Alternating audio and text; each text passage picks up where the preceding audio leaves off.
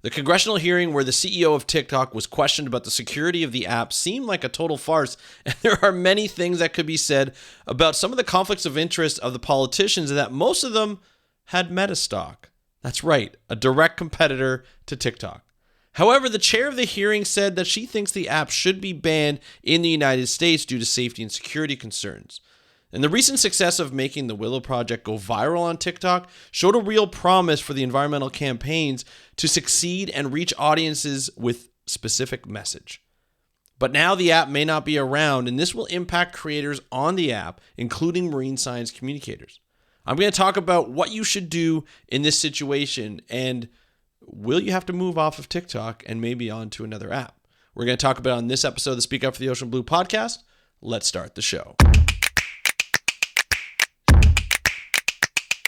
Hey everybody, welcome back to the How to Protect the Ocean podcast. I am your host, Andrew Lewin, and this is the podcast where you find out what's happening with the ocean, how you can speak up for the ocean, and what you can do to live for a better ocean. Welcome back to the program. We're going to talk about the TikTok ban and how that's going to affect or impact marine science communicators. As you know, I'm a marine science communicator. I have a TikTok account. I use it every once in a while. I don't use it as much as I should. I've been starting to get back into it, but now I'm wondering, is it really worth it? Are we going to see, the app banned? Are we going to see the fact that we put all this effort in building audiences, some of us more than others, and all that's going to go by the wayside? It's really interesting. I live in Canada, so it's not going to be banned on my phones. Currently, our people who work for the government cannot have it on their government phones. It doesn't mean I don't think that they can't have it on their personal phones, but government phones are banned. In the US, I believe it is the same thing. But Congress put together, a video, or not a video, but Congress doesn't think that TikTok is safe. They're worried that because of the parent company, I believe it's Byte something, is from China, lives in China. They're afraid that China has a way to manipulate the audiences in the United States, as well as access data on American citizens, as well as other citizens around the world. Now, 150 million Americans use TikTok on a monthly basis, and it's probably a daily basis. Let's be honest, the app is pretty addictive. But the potential of the virality of a lot of the posts that we put up on TikTok makes it really intriguing and really attractive for marine science communicators to put up campaigns and influencers talk about different projects. For instance, let's talk about the Willow Project. I mean, the Willow Project was a great example of how marine science communicators, or even just conservation communicators, can talk to an audience that may or may not have known about the Willow Project and say, hey, this is why we don't think the Willow Project should go ahead. This is something that's concerning. This is something that we need to talk about. You need to know about. And this is the call to action that we will ask you to take because we think this is wrong. You need to talk to this person or these people. Try and get a hold of these people, write to this congressperson, this senator, either in Alaska or the federal government, and we'll try and get this, this project stopped or not approved. Obviously, it didn't work based on our past episodes. If you haven't listened to it, you can go, if you're listening to this on YouTube, you can go back to our audio podcast, and it was just a few episodes ago that I talked about the Willow Project and what was going to be the Willow Project. Obviously, something that we didn't want. A lot of climate change impacts. I believe it was 9.2 million metric tons of carbon dioxide emitted per year, over 280 million metric tons of carbon dioxide predicted to be emitted over the entire project, and a potential of expansion. So obviously not what we want. So to get the message out, you use an app like TikTok, as well as other apps. You can use Instagram, you can use Facebook, you can use YouTube.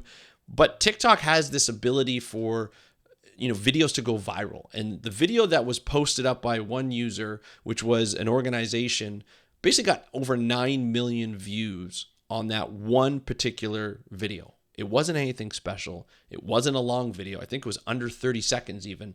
And it was able to reach 9 million people. People, if you look at the actual comments, who were commenting saying, hey, we need to do something about it. I already signed the petition. Sign the petition. You guys need to sign this petition. And everything was laid out. it was perfect. It's exactly what we need, and it's exactly what an app that would bring together something that could help anybody who's communicating science or conservation projects that need a call to action to be taken. I'm not sure if you've heard, but Gen Z is pretty good at taking action when they want to. And not only that, the app is getting more and more users every day. Let's be honest, us old folks are getting onto it.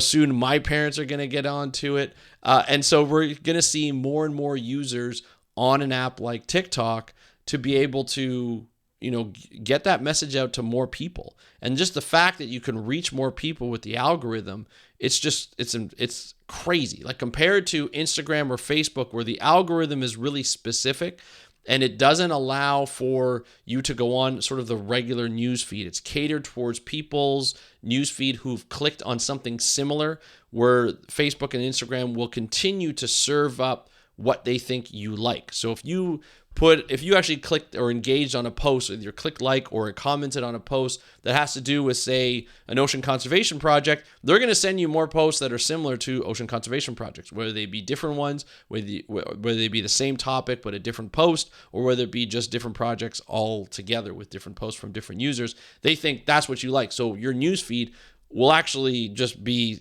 that's it. You're just going to be having that type of content if you continue to just engage with that type of content. Try it out. Try, clicking on various content and see if you get the similar kinds, especially when you look at like the watch or the YouTube videos, or not YouTube, but Facebook videos. YouTube's the same way. Once you start, tapping or clicking on a YouTube video or type of video, if it's, say, a video podcast, you'll get more video podcasts that are similar.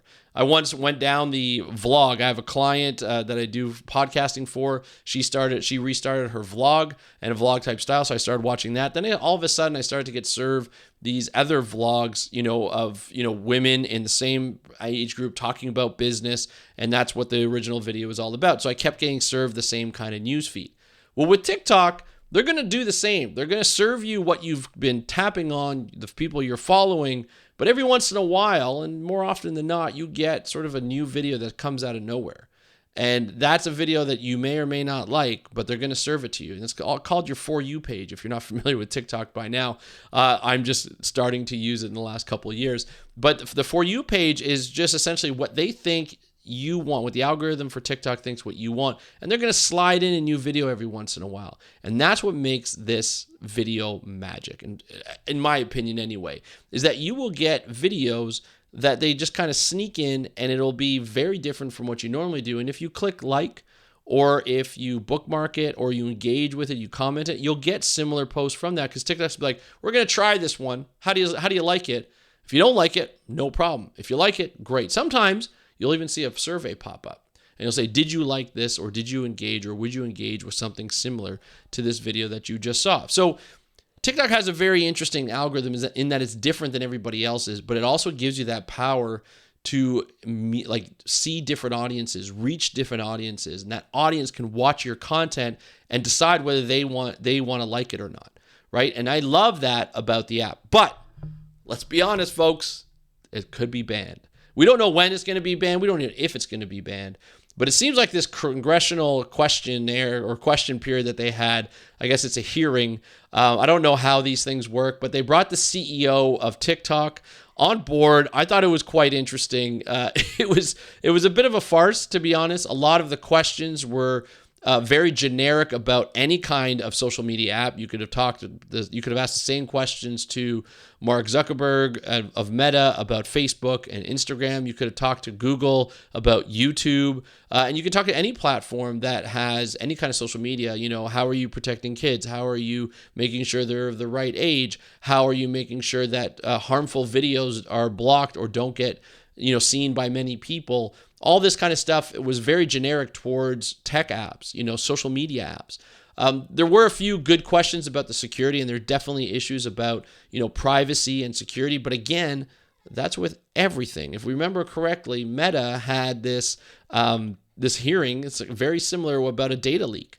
And so they talked about how are you making sure that this data was private and made sure that nobody else has access to it. I don't want to get too political here, because, that's where this is kind of headed, and it seems like it's a bit of a sham, although it did have a bunch of Democrats and Republicans that were doing these questionings. The thing is there was a bit of a conflict of interest in that many of the people who were questioning the CEO of TikTok had stock in Meta. I feel like there needs to be more transparency in that they should have said that right at the beginning, and the conflict of interest should have been there and just said, you're not allowed to question the CEO of TikTok if you only have stock in Meta. It just doesn't make sense to me, but that's the rules, I guess. They're allowed to get away with it, and they did. And I feel as though, from my point of view anyway, looking outside in,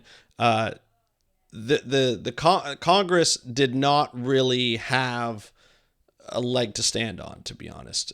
Some of the questions were really good about privacy, but overall, a lot of the questions were just kind of out of left field, and I just didn't think that they were warranted to be banned for that particular app of TikTok and compared to the rest, which do the same thing. So that's my opinion on it anyway. But if this app does get banned, there are a lot of creators who have gotten popular because of TikTok. There are a lot of creators who get their message done and reach a different audience because of TikTok. There are a lot of science communicators who have actually been able to earn a full-time living as a creator starting off on TikTok. So if you are starting to gain an audience and you're a marine science communicator or a science communicator in general, and you talk about issues of conservation and trying to get people to act on these types of videos, on the messaging of these types of videos, that's great. I love that fact. But what are you going to do if TikTok gets banned? And this is where we need to have a little chit chat on just being a creator in general.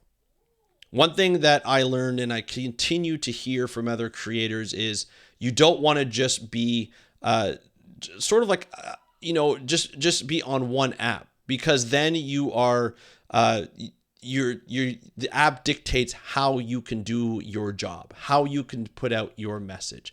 If you're just on YouTube and all of a sudden YouTube shuts down your channel for whatever the reason, then you're done on YouTube. You can't get your message out. If you don't have an audience built up somewhere else, you can't get your stuff out. Now, if you have another account with Instagram or Facebook and TikTok, now you're talking, you can do the same content that you do on TikTok that you could do on Instagram Reels. It's the same dimensions. The app works a little differently. You can even use YouTube Shorts to post the same videos. There's just a difference in the length of the videos. So with TikTok, you can do 15 seconds, 30 seconds, 60 seconds, or actually 30 seconds, 60 seconds, a minute, 3 minutes. Sorry, 60 seconds is a minute.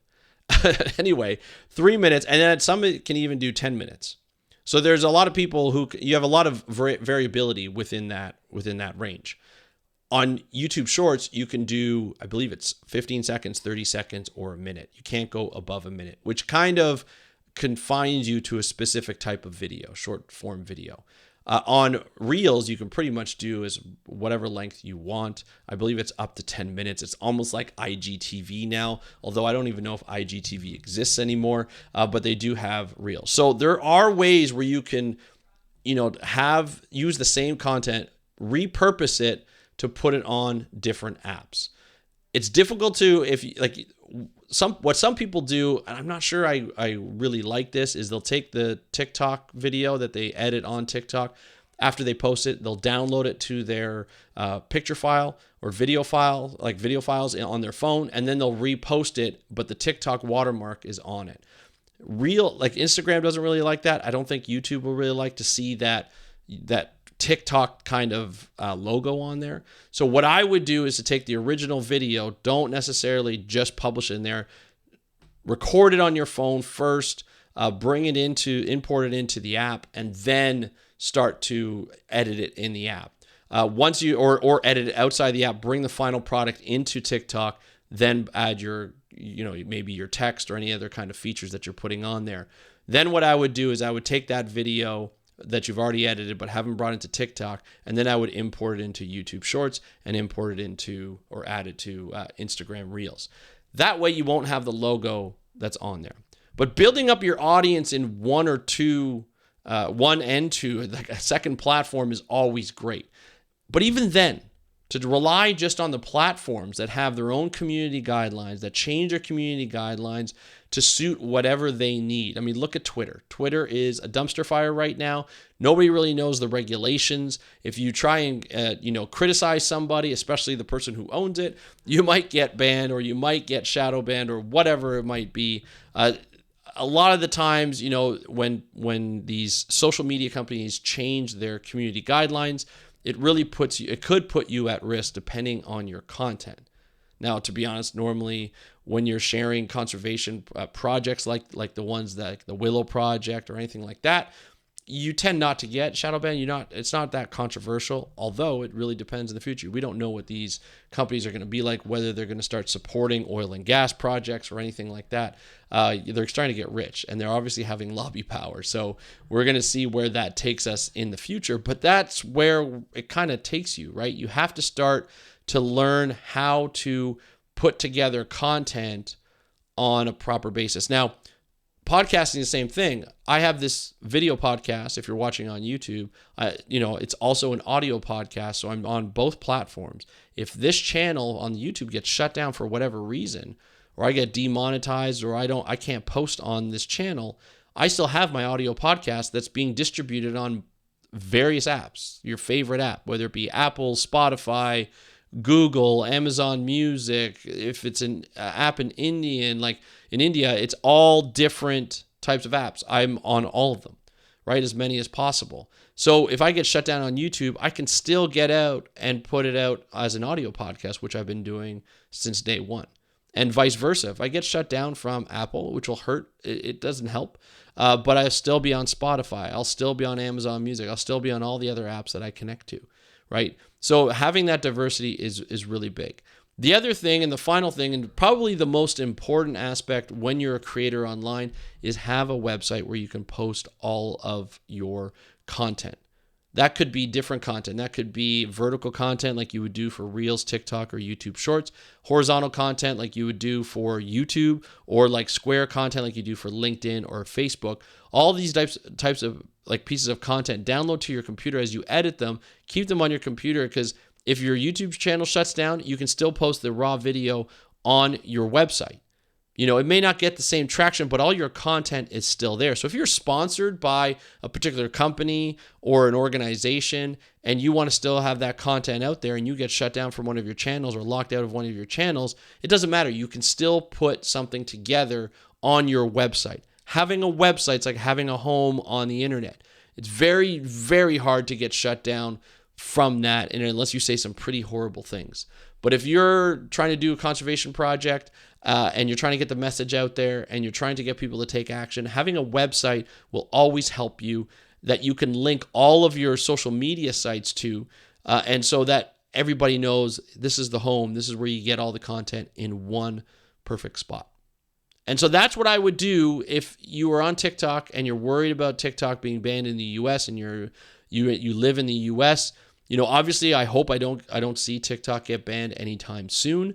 I hope that the U.S. will keep this coming up. We'll keep it going. But in a big but, it's something that we have to look out for. It's something that we can't just think that this is going to be here forever, because it's going to change at some point. It's good to have either multiple platforms and a website. So start that website, start those multiple platforms. It's always good to have a headquarters on the internet that nobody can shut you down. That's it for today's episode. I'd love to hear your thoughts on this. If you're a creator, or you want to be a creator and you have some thoughts, maybe some different thoughts or any kind of thoughts, please let me know if you're on YouTube in the comments below. Or if you want to get a hold of me and you want to have a conversation, you can DM me on Instagram at How to Protect the Ocean, or you can go to speakupforblue.com, my website. Go to speakupforblue.com/contact. Speakupforblue.com/contact. That will take you to the contact page. Fill out a form that goes right to my email. I would love to hear from you. I'd love to answer back. I try and get back pretty quickly these days. So feel free to email me or DM me on Instagram at How to Protect the Ocean. I also have at How to Protect the Ocean on TikTok. If you want to DM me there, feel free. Anyway, that's it for today's episode. Thank you so much for joining me on the How to Protect the Ocean podcast. I'm your host, Andrew Lewin. Have a great day. We'll talk to you next time. and happy conservation.